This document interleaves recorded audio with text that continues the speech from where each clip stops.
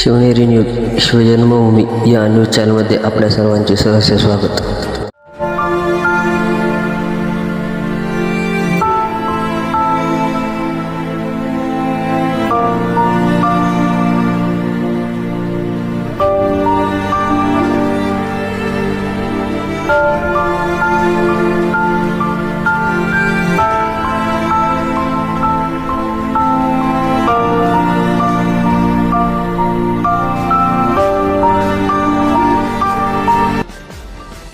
नमस्ते सर्वांना, जय शिवराय.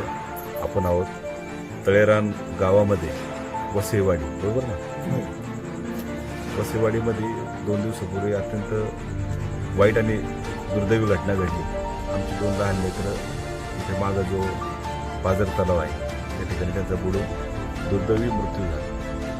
खरं तर या गावातील तळेरान गावातील साबळे परिवारातील ही जुळी भावंडं होती. एक भाऊ आणि एक बहीण, अत्यंत हुशार, शाळेमध्ये हुशार आणि अशी लहान लेकरं ज्यावेळेस जुळी त्या ठिकाणी जन्माला आली, जो घरादाराला झाला आनंद, आणि ती ज्यावेळेस पाझर तलावात गेली म्हणजे त्यांचा मृत्यू पण त्या ठिकाणी जशी जन्माला आली तशीच त्यांचा मृत्यू झाला. ही गोष्ट फार वेदनादायी आहे. खरं तर जुन्नर तालुक्यात असे अनेक प्रकार घडतात. ते आम्ही त्या दिवशी पण बल्लाळवाडी, ज्यावेळेस बल्लाळवाडी 4 दिवसापूर्वी दुर्घटना घडली, तिथून पण मी एक खरं तर आव्हान केलं होतं की सध्या पालकांनी उन्हाळ्याचे दिवस आहे, तीव्र उष्णता आहे, उष्माघात आहे, त्याच्यामुळे लहान लेकरं खरं तर निरागस असतात. ते सांगत नाही घरी. अनेक जण असे आहेत की ते आंघोळीला म्हणून जातात. नदी आहे, विहिरी आहेत, तलाव आहे, शेततळी आहे. ही खरं तर घर कुटुंबाला पण कल्पना नव्हती की आमची लेकरं पाझर तलावात जातील. त्यांना असं वाटलं करवंद खायला जातील. अनपेक्षित आहे कुटुंबासाठी. हे फार मोठं दुःख आहे. एखाद्या आजारी व्यक्तीचं, एखाद्या उतारवयातील व्यक्तीचं दुःख आणि लहान लेकरांचं दुःख. खरं तरी आमची भविष्य आहे, आमची स्वप्न आहेत. आता खरं तरी आपण पाहिलं, घराचं काम चालू असताना त्यांच्या मुलांनी सांगितलं की आपल्या इथं एक स्टडी रूम बनवायचा किंवा अभ्यासाची खोली बनवायची. जी मुलं जी स्वप्न पाहत होती, कुटुंब त्या दृष्टिकोनातून खरं तर प्रयत्न करत होतं.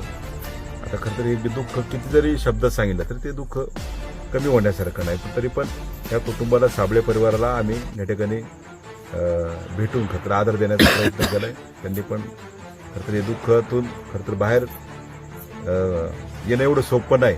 तरी पण आपण भेटलं पाहिजे. आपल्या तालुक्यातील लोक आहे, आपले आदिवासी बांधव आहेत, आणि अशा प्रकारे जर त्यांच्यावर एखादं संकट आलं असेल, एवढं मोठं संकट, हे फार मोठं संकट आहे लहान लेकरांचं. ज्यावेळेस आपण आपल्या लेकरांना शिकायला घालतो, त्यांचं शिक्षण करतो, त्यांना घडवण्याचा प्रयत्न करतो, आणि अशा पद्धतीने जर लेकरं नाहीशी होत असेल, ती फार वाईट वाटण्यासारखी गोष्ट आहे.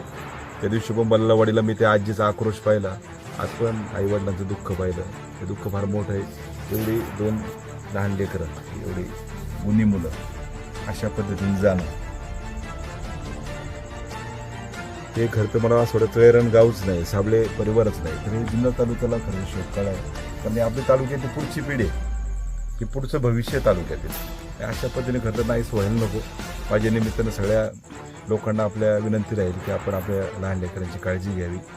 मी रोज कुठं लग्न जरी असलं, दसक्रिया जरी असलं, तरी पण प्रत्येक त्या ठिकाणी भाषणात मी सांगत असतो की सध्या उन्हाळ्याचे दिवस आहे आणि लहान मुलांना पाण्याचं खरं तर आकर्षण असतं. त्याच्यामुळे मी प्रत्येक त्या ठिकाणी कुठं जरी गेलो पहिली ही काळजी घ्यायला सांगतो की सध्या लहान लेकरांची काळजी घ्या.